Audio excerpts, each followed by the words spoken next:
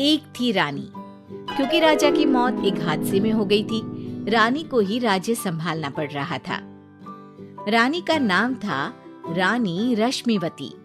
रानी ईमानदार थी और प्रजा की सेवा में लगी रहती थी। एक दिन उसके दरबार में 3 नौजवान आए, रमेश, सुरेश और दिनेश। कहो, क्या सहायता कर सकती हूँ मैं तुम्हारी? हम आपके दरबार में काम करना चाहते हैं ताकि जनता की सेवा कर सके। लेकिन अभी तो तुम्हारी उम्र बहुत छोटी है। तुम लोगों को तो अभी अपनी पढ़ाई पर ध्यान देना चाहिए। हमारा मन पढ़ाई में नहीं लगता। माता पिता को लगता है कि हम किसी के लायक नहीं है और हम साबित करना चाहते हैं कि हम लायक हैं। उत्साह बहुत अच्छा है, मगर अभी उम्र कच्ची है तुम लोगों की। अरे उम्र से क्या होता है रानी जी? शास्त्रों में लिखा है कभी किसी के ज्ञान को उसकी उम्र के आधार पर नहीं देखना चाहिए। बात तो सही है तुम्हारी। और अगर सच में तुम ये संकल्प करके आए हो कि तुमको यहाँ काम करना है, तो पहले परीक्षा देनी पड़ेगी। 3 परीक्षा, एक शारीरिक परीक्षा, एक बुद्धि की परीक्षा और एक देशभक्ति की परीक्षा। और ये क्या है? वो मंत्री महोदय तुम्हें समझा देंगे। हमारे पास समय नहीं है। अगर तुम लोग तैयार हो तो बताओ। हाँ, हम तैयार है किसी भी परीक्षा के लिए।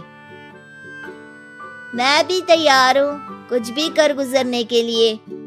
तो ठीक है मंत्री जी, आप इन तीनों की परीक्षा कल से ही शुरू कर दीजिए। जो आ गया रानी साहिबा।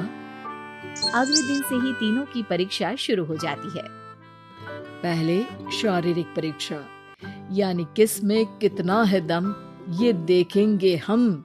क्योंकि शरीर में दम होगा तभी तो प्रजा की सेवा में दम लगा पाओगे।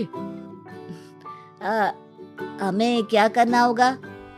वो पेड़ दिख रहा है, जो सबसे पहले चढ़ेगा उस पे दरबार में नौकरी पाने के अवसर उसी के बढ़ जाएंगे।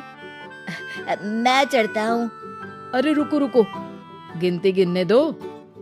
1, 2, 3। 3 की गिनती के बाद रमेश और सुरेश भागकर पेड़ के पास गए, मगर दिनेश आराम से पेड़ के पास गया। जैसे ही रमेश और सुरेश आधे पेड़ तक चढ़ गए, दिनेश ने उन दोनों की टांग पकड़ के उन्हें नीचे गिरा दिया और खुद पेड़ पर चढ़ गया। दिनेश की जीत हुई। अरे लेकिन इसने बेईमानी की। बेईमानी नहीं की, बुद्धि लगाई। शरीर के दम के साथ दिमाग में भी दम होना चाहिए। क्यों मंत्री जी? हाँ, बात तो तुम्हारी सही है। लेकिन बात अगर बुद्धि की है तो बुद्धि की असली परीक्षा हम कल लेंगे। शाम को जाकर मंत्री रानी को सब बता देते हैं। यानी दिनेश उन सब में ज्यादा होशियार है। जी रानी साहिबा। अगले दिन तीनों की बौद्धिक परीक्षा का समय होता है। आज हमें क्या करना है मंत्री जी? थोड़ा सब्र करो, कल जल्दबाजी में ही हारे थे तुम। सही कह रहे हैं मंत्री जी। अरे तू क्यों ज्यादा बोल रहा है? तू भी तो हारा था ना कल। ए दिनेश, ज्यादा होशियार मत बन। अरे अरे अरे, लड़ो मत। आज की परीक्षा पर ध्यान दो। आज की बौद्धिक परीक्षा में ये कुछ बोरे हैं, कुछ में नमक है और कुछ में रुई। जिसको जो ले जाना है उठा लो। देखते हैं कि कौन जल्दी से कोई भी एक बोरा नदी के उस पार लेकर जाता है। समय शुरू होता है अब। तीनों बोरों की तरफ बढ़ते हैं। सुरेश, नमक की बोरी भारी है, ले जाने में मुश्किल होगी। हाँ, सही कह रहा है। रुई हल्की है, हम दोनों रुई लेकर चलते हैं। अरे भाई, मैं तो नमक लेकर जाऊंगा। रमेश और सुरेश ये सोचकर हंसते हैं कि आज तो दिनेश हार ही जाएगा। दौड़ शुरू होती है। 1, 2, 3। तीनों नदी की तरफ भागते हैं। रुई में वजन कम होने के कारण रमेश और सुरेश आगे निकल जाते हैं और दिनेश थोड़ा पीछे।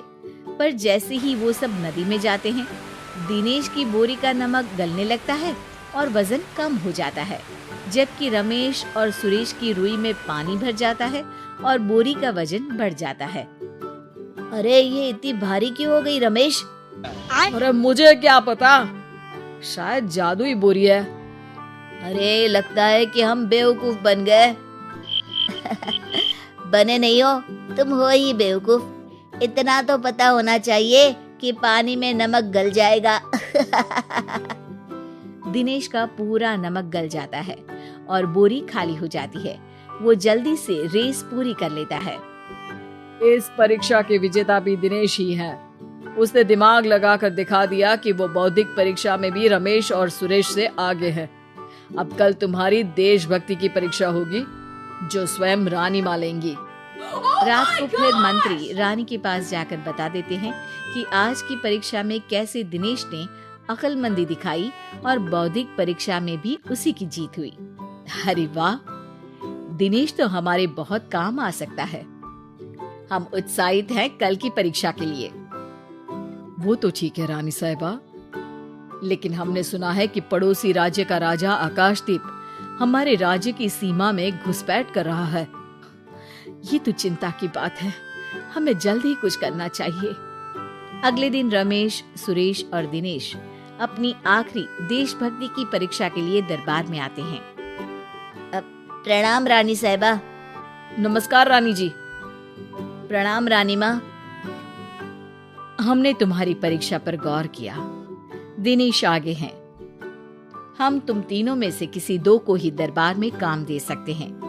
किसी एक को आज जाना होगा। तो देशभक्ति की परीक्षा के लिए तैयार हो? पूरी तरह से। मैं तीनों से एक ही सवाल करूंगी। जिसका जवाब सबसे सही लगेगा उसे तो नौकरी मिल ही जाएगी। फिर दूसरे सबसे सही जवाब देने वाले को भी काम मिलेगा।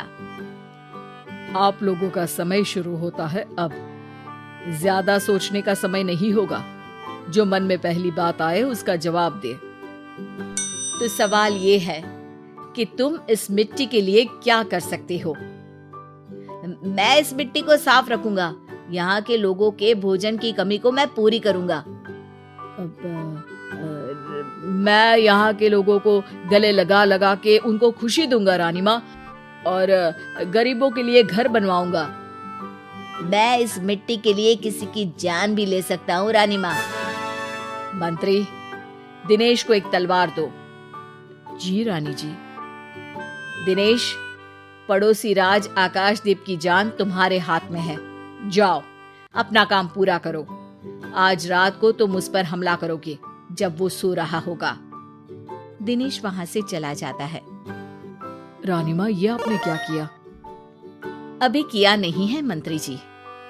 आप आकाशदीप को संदेशा भिजवाओ कि पड़ोसी देश का एक कातिल रात को उन पे हमला करेगा और दिनेश को पकड़वा दो।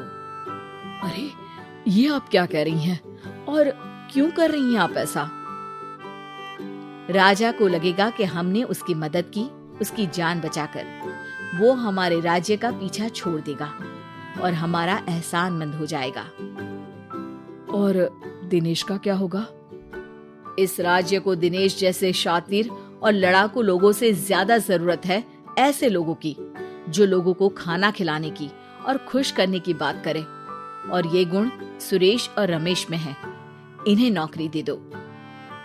दिनेश बहुत चतुराई से नौकरी हड़पना चाहता था, जिसके लिए उसने रमेश और सुरेश जैसे दोस्तों का भी नुकसान किया। पर रानी ज्यादा चतुर निकली। उसने एक तीर से दो निशाने लगाए। दिनेश जैसे खूंखार युवक को राज्य से बाहर करवा दिया और पड़ोसी राजा आकाशदीप को अपना एहसानमंद कर लिया। पूरा दरबार रानी की जय जयकार कर रहा था।